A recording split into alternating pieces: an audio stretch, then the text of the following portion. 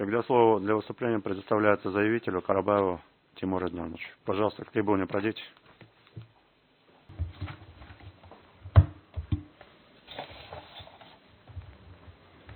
Еще раз всем добрый день.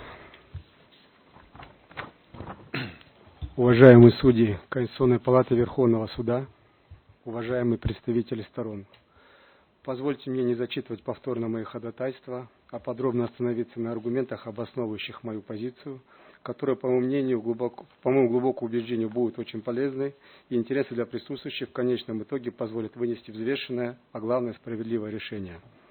Хотелось бы сразу обратить внимание, что рассматриваемые в рамках данного заседания вопросы являются абсолютно новыми, поскольку они возникли лишь после проведения судебно-правовой реформы, итогом которой стало внедрение новых кодексов.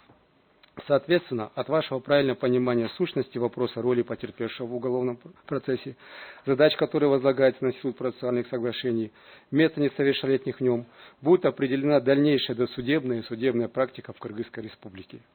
Если вы позволите, я начну свое выступление с вопроса нарушения прав подозреваемых, обвиняемых несовершеннолетних лиц, выраженных в отсутствии них, в отличие от аналогичных субъектов, но являющихся совершеннолетними, право на заключение процессуального соглашения о признании вины и процессуальное соглашение о сотрудничестве. Но перед тем, как это сделать, я считаю необходимо осуществить небольшой ракурс в историю, после чего дать пояснение о сущности данного института процессуальных соглашений, о роли и месте задач в правовой системе, поскольку, ознакомившись с отзывами на мое ходатайство, я, к сожалению, отметил, что в них вопрос осматривается только исключительно в части несовершеннолетних, но не дается вообще понимание того, для чего вообще этот институт создавался как отдельный институт. И полагаю, что только поняв этот вопрос, необходимо будет подойти взвешенно уже к самому вопросу о роли несовершеннолетних в этой системе. Итак, концепция понятия сделки с правосудием в советское время, еще в свое время, получила неоднозначное освещение, что объясняется рядом причин, которые, кроме всего прочего, обусловили ситуацию сравнительно невысокого уровня интересов советских ученых к данной проблематике. Выделяется множество причин и факторов, которые обусловили высокоуказанную ситуацию низкого интереса к данной тематике, начиная от ситуации включенности в уголовный процесс отдельных элементов концепции, но по другим названиям в другом контексте, как институции деятельного раскаяния, явки с повинной, и заканчивая отсылками существующей на тот момент идеологии, которая выражалась в том, что система правосудия не должна представлять каких-либо послаблений для любого рода правонарушителей по любой категории уголовных дел. Однако история развития общественных отношений всех государств сопровождается развитием правовых аспектов жизнедеятельности. Когда происходит постоянный поиск новых подходов его организации, то есть можно говорить о постоянном развитии динамики правовой мысли. Кыргызская республика в данном аспекте также не осталась в стороне. Еще когда действующие кодексы были в стадии разработки, в аналитическом обосновании разработчиков новых кодексов отмечалось, что даже с учетом постоянных изменений и дополнений в действующем на тот момент УПК все же выражены такие проблемные аспекты, как превалирующий обвинительный уклон, низкая эффективность процедур досудебных судебных стадий, организационный и функциональный бюрократизм и многое другое, что в целом снижало эффективность борьбы с преступностью. Такие проблемы и тенденции, по мнению разработчиков, стали особенно актуальными для категории преступлений, совершаемых организованными группами. Как одним из приоритетных направлений судебно-правовой реформы является именно вопрос эффективной борьбы с организованной преступностью, так как анализ практики показывает отсутствие необходимых процессуальных инструментов в старой редакции Уголовного процессуального кодекса для раскрытия сложных национальных и региональных преступлений, совершаемых организованной преступностью. К примеру, согласно выводам мониторинга уголовных дел по наркопреступлениям, которые проводились в Республике Кыргызстан, Таджикистан, Казахстан за 2004-2017 годы, цепочки поставок, финансовые и логические аспекты канала наркотрафика, возможные случаи контрабанды и пресечения государственных границ стран региона и многие другие аспекты оставались вне внимания, изучения даже получали недостаточный уровень исследования. Как способ решения выше обозначенных проблемных аспектов в рамках проводимой в Кыргызской Республике судебно-правовой реформы стала разработка нового уголовно-процессуального кодекса с принципиально новыми характеристиками, фокусами и содержательными особенностями. И как к примеру, Институт процессуальных соглашений, включивший в себя 3 вида процессуальных соглашений. Процессуальное соглашение о признании вины, процессуальное соглашение о сотрудничестве, процессуальное соглашение о примирении сторон. Стратегическая значимость данного института заключается в том, что, возможно, впервые в уголовном процессе и праве Кыргызской Республики делается шаг на значительную перестройку фундаментальных подходов и принципов, или даже их перефокусирование с советской позиции тотального уголовного преследования в западной концепции разумной состязательности, которая допускает в определенных случаях договорные компромиссные аспекты в уголовном процессе. В этой связи для правильного применения данного института, правильной практики, в первую очередь необходимо тщательное изучение сущности и функциональности рассматриваемого института, поскольку в противном случае высока вероятность, что прямая реализация нормативного положения нового уголовно-процессуального законодательства без необходимого его изучения может привести к искажению института, его задач и потенциальных результатов. К сожалению, изучение нового уголовно-процессуального кодекса позволяет заключить, что вопросы юридической техники не были приняты во внимание в должной мере, что вырвалось наличие некоторых пробелов и противоречий в нем. К таковым необходимо отнести сам наличие неопределенности в вопросе, каким составом можно применять институт процессуальных соглашений о сотрудничестве, и кто может быть субъектом данного института в свете диспозиции части 1 статьи 492 Уголовно-процессуального кодекса Кыргызской Республики, которая закрепляет, что соглашение о сотрудничестве может быть заключено по преступлениям, предусмотренным статьей 171, 202, 203, 239. Я их перечислять не буду, могу сказать, что они себя представляют. Это торговля людьми, разбой, вымогательство, акт терроризма, финансирование террористической деятельности, содействие террористической деятельности, участие гражданина Кыргызской Республики в вооруженных конфликтах или военных действиях на территории национального государства, захват заложников, создание организованной группы участия в ней, создание преступной организации участия в ней, создание незаконного вооруженного формирования участия в нем, незаконное изготовление наркотических средств, психотропных веществ, аналогов и их аналогов с целью сбыта, контрабанда предметов, шпионаж, вымогательство, взятки и так далее. Проблема в указанной формулировке заключена в возможности двойственной трактовки текста и нормативного положения, когда могут использоваться несколько различных подходов.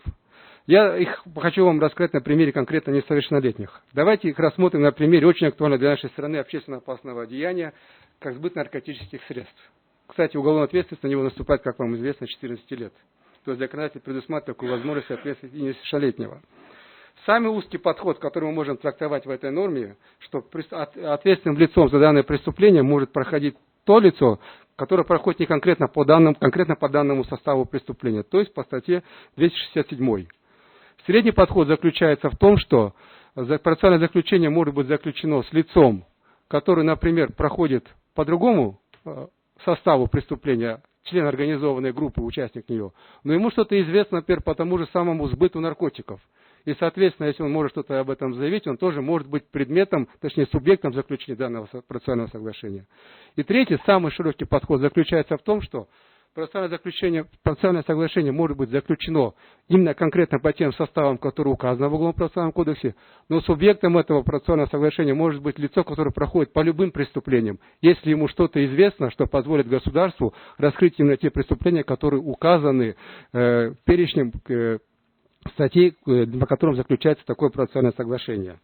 К примеру, лицо проходит по делу за хранение наркотиков, которое не включено в этот перечень, но ему известно, что можно рассказать за сбыт наркотиков, кто его сбывает, цепочки поставок, организованная группа, методы закладки и так далее. Вправится вопрос, почему к нему нельзя заключить такое соглашение. Эксперты по данному вопросу разделились, но если следовать логике законодателей и разработчиков, когда институт процессуальных соглашений о сотрудничестве направлен на обнаружение и раскрытие общественно опасных, сложных, групповых, завуалированных преступлений, то наиболее правильным видится именно третий подход, который позволяет значительно расширить сферу применения рассматриваемого института в целях более эффективной борьбы с рассматриваемым перечнем преступлений.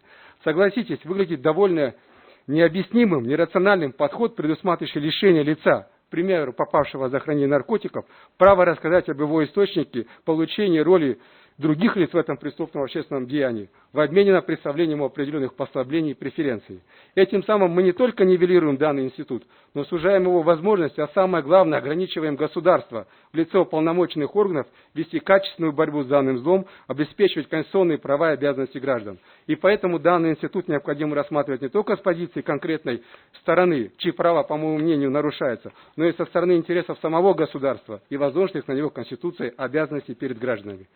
Соответственно, если исходить из расширенной трактовки закона, безусловно, в сферу его действия подпадает и большее число субъектов, так называемых правонарушителей, и число которых входит в несовершеннолетних граждане.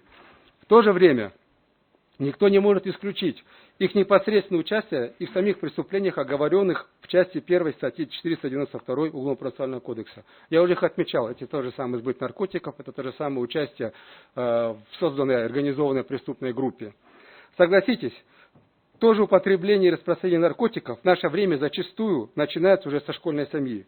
Мы все уже имеем примеры распространения различных спайсов, курительных смесей и так далее в школьных заведениях. Почему же мы должны лишать возможности несовершеннолетних предоставить определенные сведения, являющиеся важными для государства, позволившими бы не ограничиться раскрытием одного преступления, а выявить опасные, скрытые, общественно опасные преступления взамен на предоставление им предусмотренным законом послаблений? Мои оппоненты считают, что тут нет нарушения конституционных прав, несовершеннолетних, выраженных дискриминацией их прав. В аргументах своих доводов они приводят якобы имеющий особый порядок действующих в отношении несовершеннолетних процедур при рассмотрении уголовных дел и назначении наказаний. Уважаемые судьи, парадокс заключается в том, что я абсолютно согласен с тем, что такой порядок существует и что такой порядок необходим принять к несовершеннолетним. Но самое главное, что я хочу сказать, этот порядок абсолютно не противоречит при заключении этих процессуальных соглашений.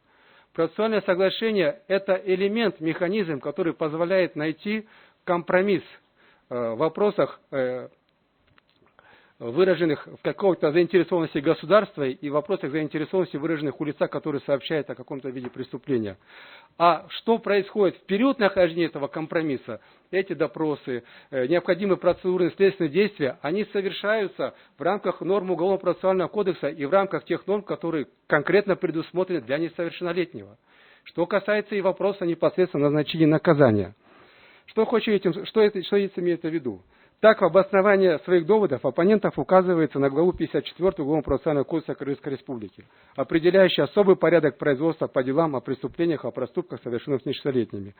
Также ими в аргумент приводятся отдельные виды наказаний, предусмотренные статьей 65, 67, 68, 70 Уголовного кодекса Кыргызской Республики, по которым уже предусмотрено наказание более низкое в случае, если субъектом является несовершеннолетний.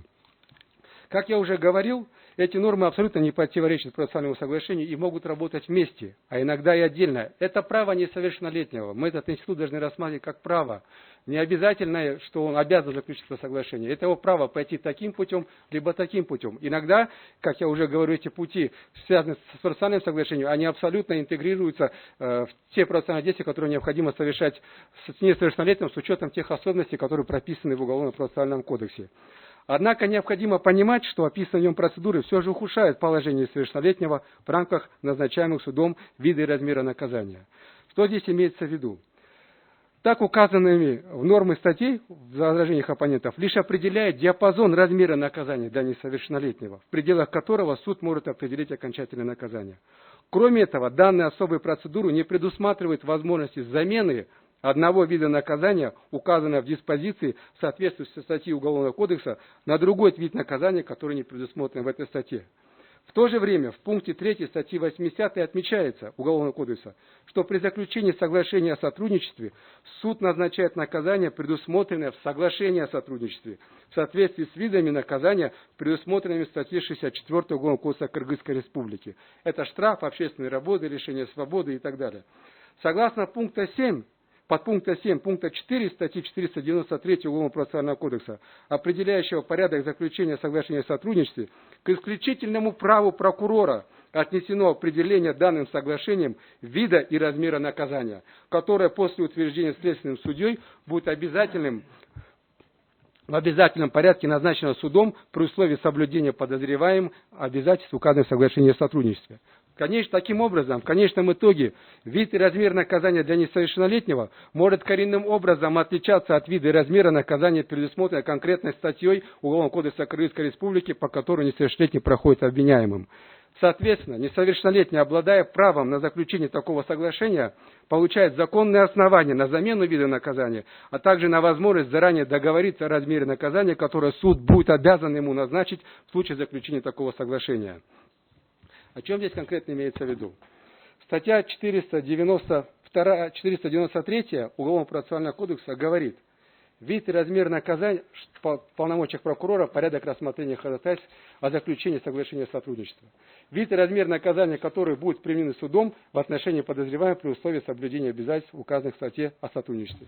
Что здесь имеется в виду? К примеру, несовершеннолетний проходит по сбыту наркотиков средств, где лишение свободы, где имеется непосредственно санкция статьи в виде как лишения свободы. В случае заключения этого процессуального соглашения прокурор, он фактически обладает правом Жигурку Кенеша внести точечные изменения в санкцию этой статьи и вместо лишения свободы заменить ее, например, на общественные работы. А следственный судья, санкционируя это решение, он фактически выполняет роль президента, который вводит в силу это наказание конкретно за это преступление. Процессуальные права потерпевшего, если он будет проходить по особому порядку, такие возможности ему не дают, уважаемые судьи. Они лишь ограничены в возможностях снижения ему наказания с учетом тех рамок, которые определены Уголовно-процессуальным кодексом.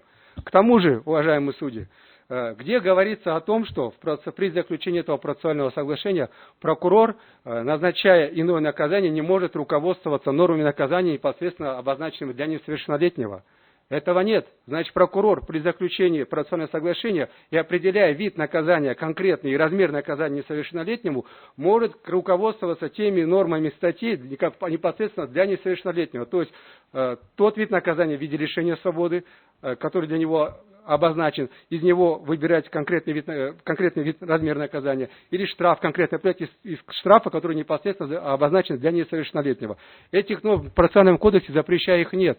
Соответственно, этот институт для несовершеннолетнего позволяет с максимальной выгодой для себя выйти из сложившейся ситуации. И более того, с другой стороны, позволяет государству извлечь из себя определенную выгоду путем того, что будет раскрыто более общественно опасное деяние.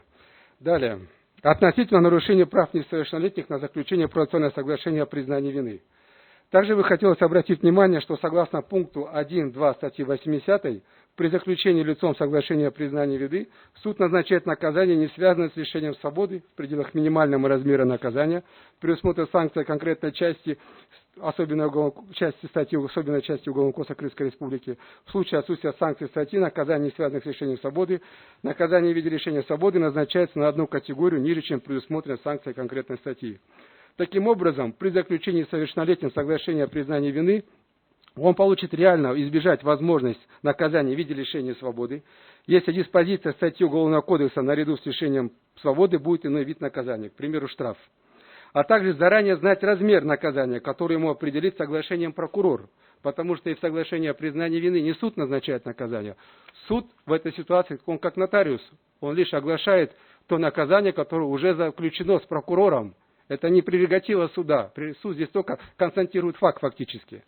В случае, если инкриминируемому ему статье не будет иного вида наказания, чем лишение свободы, то несовершеннолетний может получить возможность снижения размера наказания в виде лишения свободы на одну категорию ниже. Я уже говорил, уважаемые судьи, что здесь мы должны рассматривать как право. Почему? Потому что в данной ситуации ему, несовершеннолетнему, в вопросе соглашения о признании вины, будет предоставлена возможность заранее сделать выбор. А именно, заключить соглашение, получить лишение свободы на категорию ниже, при этом заранее узнать, какой реальный срок ему будет назначен и определен прокурором в соглашении. И либо понять, что ему будет выгоднее сделать, пойти сразу по упрощенному процедуре, которая предусмотрена нормами Уголовно-процессуального кодекса, и получить это наказание. Если наказание у него будет по этим нормам ниже, чем если он заключит процессуальное соглашение о не сотрудничестве, а признании вины, то его право будет выбора.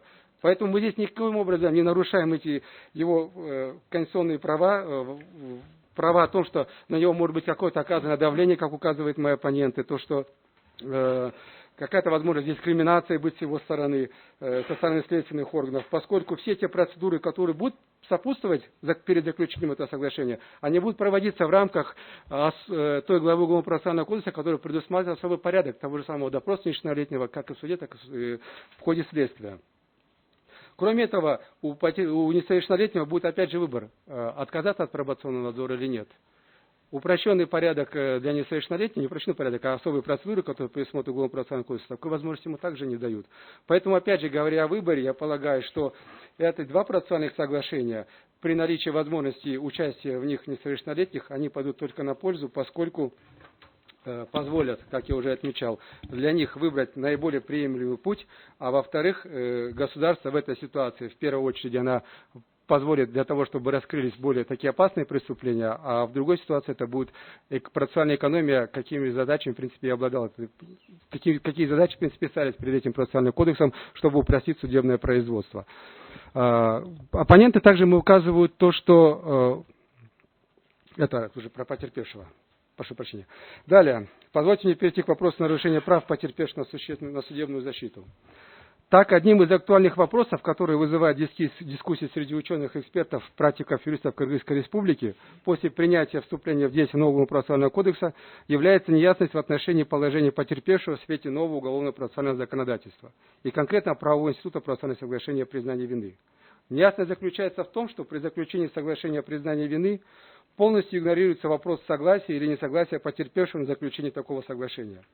Сам аспект возмещения причиненного преступлению ущерба и вреда урегулирован положениями Уголовного процессуального кодекса, так как есть положение о том, что заключение соглашения не освобождает от обязательств по возмещению ущерба. Значит, данный вопрос связан с тем, что данная ситуация поднимает проблематику, как уже было сказано, баланса государственных и частных интересов, так как потерпевший может быть не согласен с тем, что преступник избегает должной меры наказания вследствие публичного интереса процессуальной экономии и противодействия преступности. Вопросы справедливости также становятся актуальными, так как важно также понимать во внимание аспект соотносимости такой практики с вопросами нравственности и морали.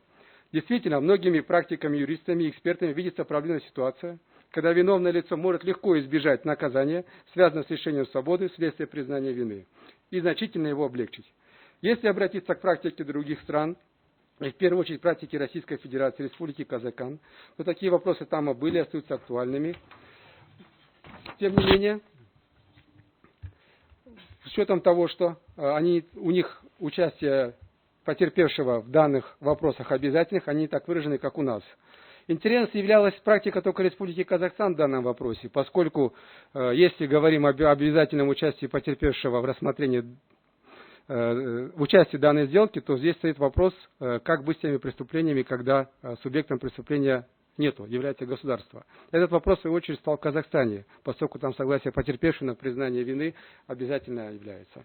И после этого процессуальными решениями своими, а именно решение Верховного суда в Республике Казахстан, было вынесено соответствующее постановление, которым было разъяснено, что в случае, когда основной целью заключения процессуального соглашения является быстрое и полное раскрытие, если там нету субъекта как потерпевшего, то в этим субъектом выступает сам гособвинитель. То есть соответствующего разрешения и дополнительного согласия потерпевшего для преступления, где нет субъекта как самого потерпевшего в прямом понимании этого слова, не обязательно. В кыргызстанском подходе у нас, к сожалению, этот вопрос остался нерегулируемым. Сейчас УПК создает ситуацию, когда государственный интерес прямо превалирует над частными интересами таких субъектов, как потерпевшие. То есть государство осознанно позволяет преступникам идти на признание вины и получать, к примеру, наказания, связанные с лишением свободы. Необходимо отметить, что многие юристы признают законность и оправданность превалирования государственного интереса и государственного рассмотрения на решение вопросов уголовного преследования. По их мнению, государство правомочно самостоятельно определять форму уголовного производства и преследования и в необходимой мере может создавать возможности смягчения наказания для преследуемых лиц, но сохраняем обязательного требования по возмещению причиненного вреда. Вместе с тем, в доктринальных позициях по данному вопросу посвящены многие труды и заявляется многочисленные мнения о том, что такая ситуация противоречит принципам законности и справедливости. То есть проходит ущемление прав и интересов потерпевших в ситуации игнорирования их позиций и мнения в вопросе заключения процессуального соглашения о признании вины, особенно если это ведет к существенному снижению размера наказания для лиц, совершивших преступления. Оппоненты мои указывают на эти доводы о том, что назначение наказания является прерогативой суда. Это первое, и то, что права потерпевших в данной ситуации, они, безусловно, сохранены, поскольку здесь предусматривается обязательное признание наличия имущественных обязательств у подозреваемого перед потерпевшим. Если мы обратимся к практике предыдущего Уголовного процессуального кодекса, уважаемые судьи, то такие элементы, как признание вины, они отдельно были включены еще раньше, но тогда это называлось упрощенное досудебное производство, когда подсудимый мог в суде заявить об ускоренном судебном производстве ввиду признания вины. Сейчас, поскольку не были внесены изменения в Уголовный процессуальный кодекс, такая возможность уже имеется и на стадии следствия признать вину. Но суть заключается в том, что тогда мнение потерпевшего обязательно учитывалось, и каких-либо проблем в работе этого института не было. Эта работа по признанию вины, ускоренное судебное производство, была одной из самых масштабных деятельностей судов общей юрисдикции. К тому же, если мы говорим о защите прав потерпевшего в части выражения имущественных обязательств у подсудимого, а точнее сейчас обвиняемого, то предыдущие требования, они более защищали, чем сейчас, поскольку сейчас это лишь наличествует о том, что он признает. Но когда он их выплатит, уважаемые судьи? Признать можно что угодно для того, чтобы избежать уголовной ответственности.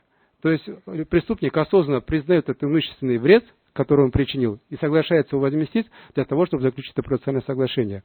Вы знаете, что недавно, например, были внесены в уголовно-процессуальное законодательство изменения, где, например, вопросы исковой давности применимы только после полного погашения ущерба. В данной ситуации такой нормы здесь нету. То есть преступник, мало того, что абсолютно не раскаиваясь, в совершении преступления с целью уйти от ответственности, просто признает то, что он погашит эту вину, в дальнейшем сам потерпевший будет за ним бегать и просить, чтобы этот ущерб ему возместили. А во-вторых, как можно, например, какие-то виды преступлений оценить непосредственно только с материальной точки зрения? То же самое изнасилование группы лиц человека, повлекшего тяжкие последствия, относится к тяжким преступлениям. И как мы можем создавать такую практику процессуальную для и суда, и для профессионалов, чтобы оценивать этот ущерб только исходя из материальной точки зрения? Полагаю, это неверно.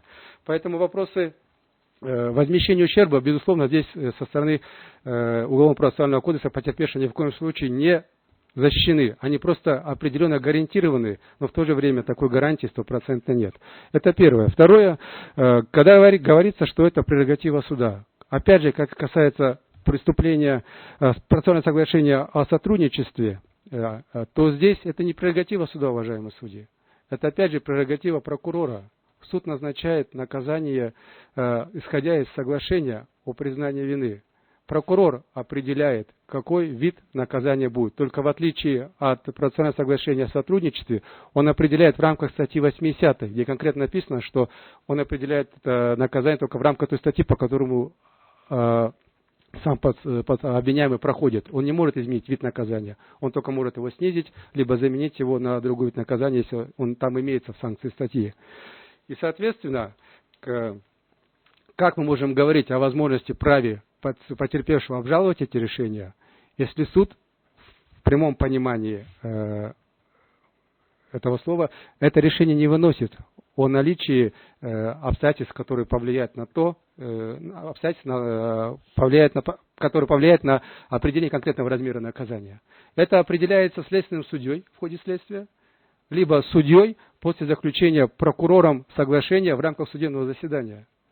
А поскольку потерпевший не является субъектом, который участвует в заключении такого соглашения, как такое решение следственного судьи будет обжаловано в будущем?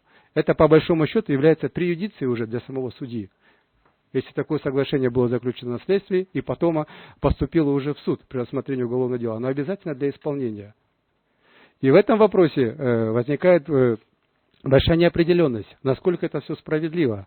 Поэтому, уважаемые судьи, я просил бы в этой части поддержать мое ходатайство, поскольку я полагаю, как я уже отметил, это абсолютно новая практика. И от того, как мы ее сейчас поставим, как будет правильно трактоваться это процессуальное соглашение, в дальнейшем будет складываться судьба всей правоохранительной системы и правильность рассмотрения этих дел. Никто не защищен от того, что завтра мы не станем потерпевшими по любому уголовному делу. Никто не защищен от того, что завтра несовершеннолетний будет проходить по уголовному делу, например, наш близкий, у которого будет возможность раскрыть эти преступления и получить для себя какую-то выгоду. Но государство, если исходить из того подхода, который я вижу в возражениях моих оппонентов, осознанно не дает ему это сделать, то есть говорит, нет, ты лучше сядь за наркотики, но нам абсолютно не интересно, откуда ты их взял. Разве это правильная позиция? Поэтому я полагаю, что необходимо все-таки исходить из норм и как защиты интересов потерпевшего, так и из норм интересов самого государства. Я просил бы удовлетворить все мои доводы, которые я изложил, и признать неконституционными пункты, я их не буду перечислять, касающиеся вопросов нарушения права на судебную защиту, на справедливое судебное решение со стороны потерпевшего, а также вопросов дискриминации несовершеннолетнего при заключении процессуального соглашения о сотрудничестве и процессуального соглашения о признании вины. Если будут вопросы у судей и сторон, я готов на них ответить. Спасибо. Спасибо.